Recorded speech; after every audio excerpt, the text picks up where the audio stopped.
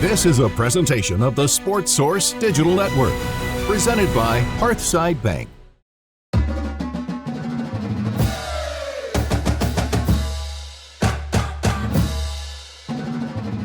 Which Vol players and assistants are going to be feeling the heat in August?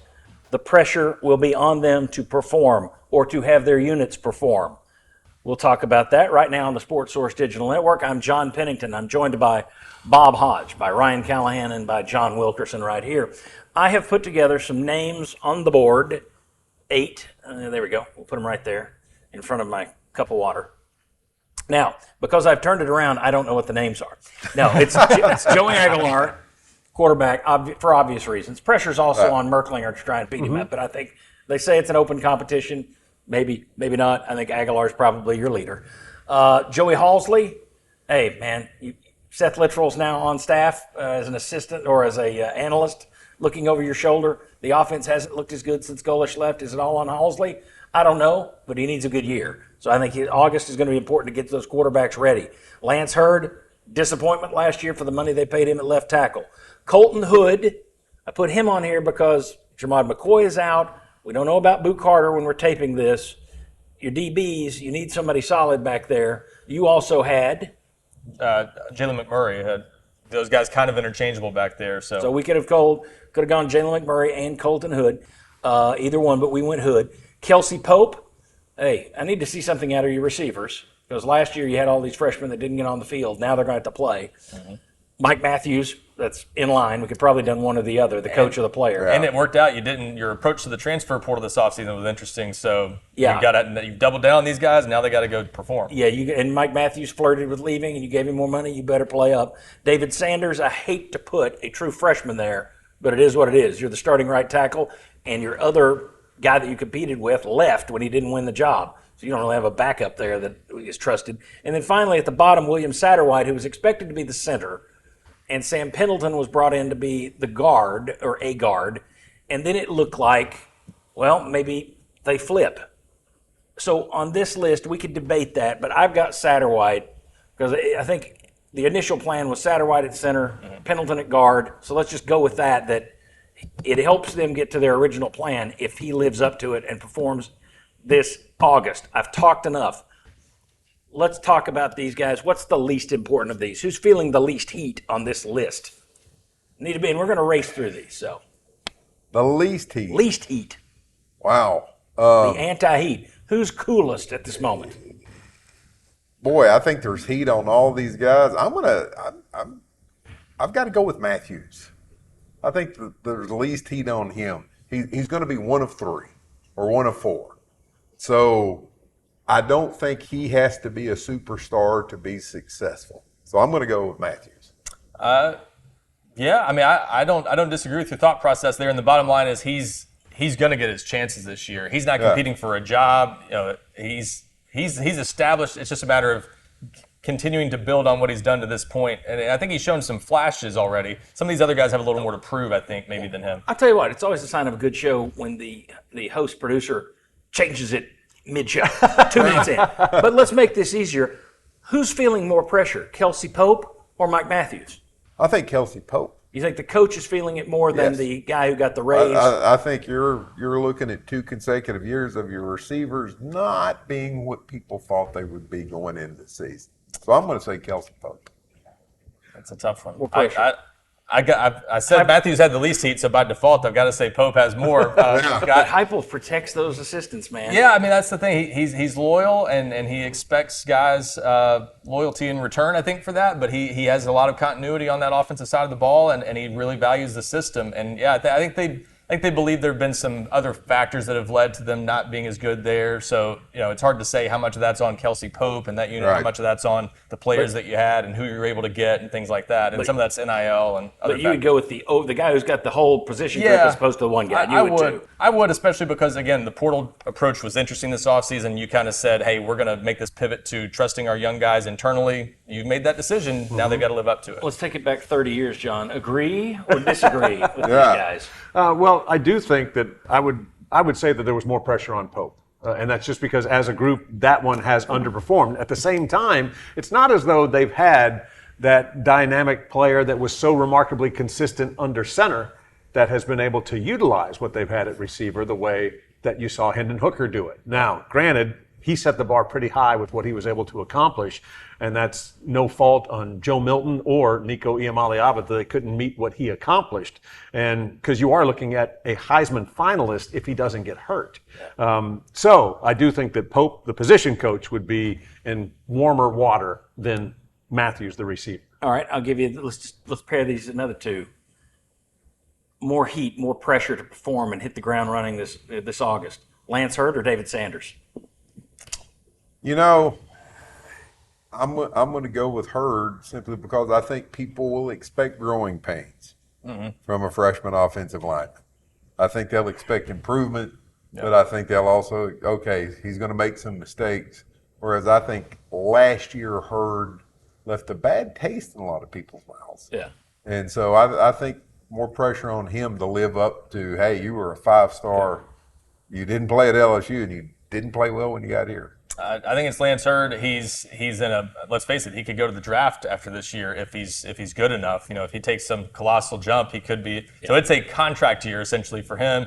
You got to live up to the hype, and you're the only returning starter in that unit that's got a bunch of turnover. You're the leader suddenly of a position group that doesn't really have a lot of internal leaders at this point. So you've got to be much improved, and you got to kind of step forward as the guy taking charge for that unit. John? The veteran was the one that during spring talked about what a disappointment he was last year and what that Which did is good on him. to fuel his workouts and what he knows he had to accomplish just to be ready for the task at hand. At the same time, I'm just going to go with Sanders for the fact that this young man had his own line of merchandise. I mean, so this is before he even signed on the dotted line with Tennessee. He had Tennessee fans that were going to what was A-OK, and they were buying Sanders-related shirts and things along those lines. And I just think the expectation of performance, he's supposed to be the next big thing. He's supposed to be the guy that you build around from this past signing class. So I think it's got to be Sanders to show you that, yes, everything points in the right direction. Doesn't mean you have to be awesome and All-American. It just has to show you that, yes, you identified a foundation that you could build on, a huge building block, and you went out and got him, and he is paying off. Okay. Well, I had already marked him out, so I'm going to lay out of this one. I'll just let you guys, because I'm kind of split down the middle. There's reasons to go in both directions there. I mean, left tackle is the more important position than right tackle. At the same time, as John said, this guy's Mr. Everything. He's supposed to be the guy who hits the ground running. That's the question. So I can see it both ways, but we will take Sanders off the list and leave Hurd on there. Now, another pairing, because we mentioned it, and they really aren't in the same position, but it's two positions that you have two people there. Satterwhite, Pendleton, more pressure, or Hood, McMurray, more pressure. More pressure in the secondary, more pressure on the middle of that offensive line. I think it's Satterwhite and Pendleton. I do too. That offensive line, it all starts with that. Yes. We saw in the past when Cooper Mays was out how different that offensive line looked at times. If you don't have the center position right in particular, whether it's Satterwhite, Pendleton, or whoever, it has a trickle-down effect. It messes up the offensive line. It messes up the rest of the offense. It decreases, it messes with tempo. It messes with the quarterback's confidence that the pocket's going to hold up for him, and that causes him to make worse decisions or rush decisions sometimes. So you got to get that right, and that's a big, big thing. To me, that's maybe number one on the list for training camp. 100%. Offensive line. Offensive line. Okay. What do you Agree. think? Okay. So that leaves us with a good one. Halsley or Aguilar?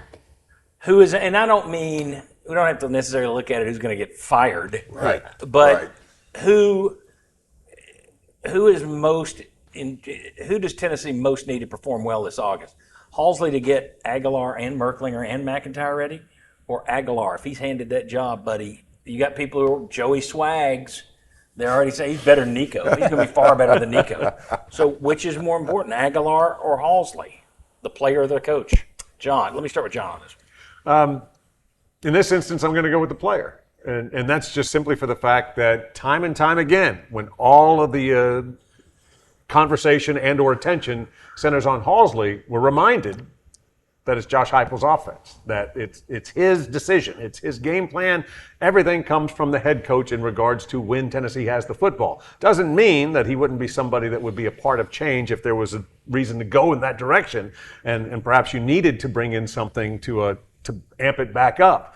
But I just think that Halsley, while not safe, I just think it's as much on the head coach, if not more, because that's what we're told time and time again, that it's his offense. Okay.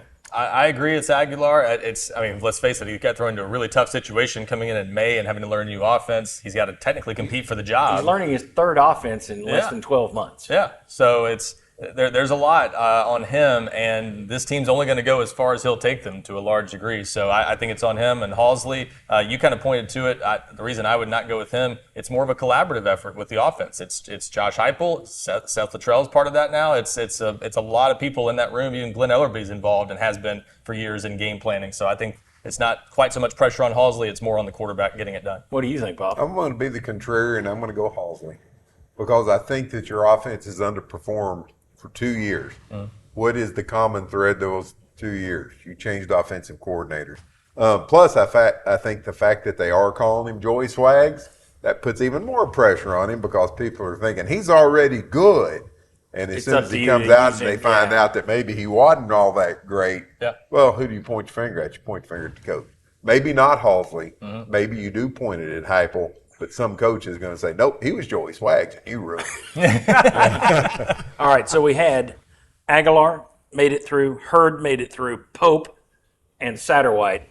Aguilar's the winner here, isn't it? I mean, that's the key, isn't it?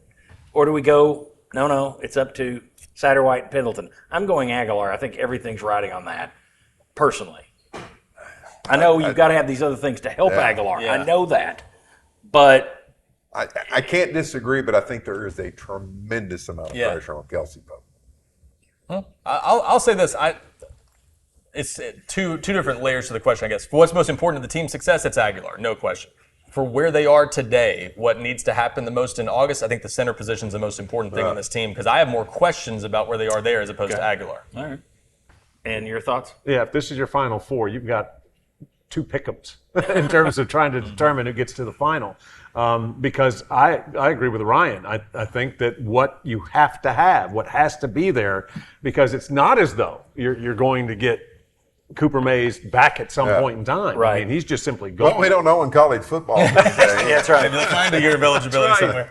That's right. Tubby Smith once found that fax in the office. Right. Look at that, another year of eligibility. But anyhow, no, I just think I would agree again with Ryan. That to me is such a linchpin position and so pivotal to everything else that we're talking about. It's the rest of the offensive line. It's whether or not the offense can make the receivers and the receivers coach look good, as well as protect the quarterback. So I think I would go with Satterwhite. Well, here's the thing. This was kind of loaded in the offensive direction to start, but the four we wound up with as the guys that are under the most pressure to hit it in August, the guys feeling the most heat on our heat index.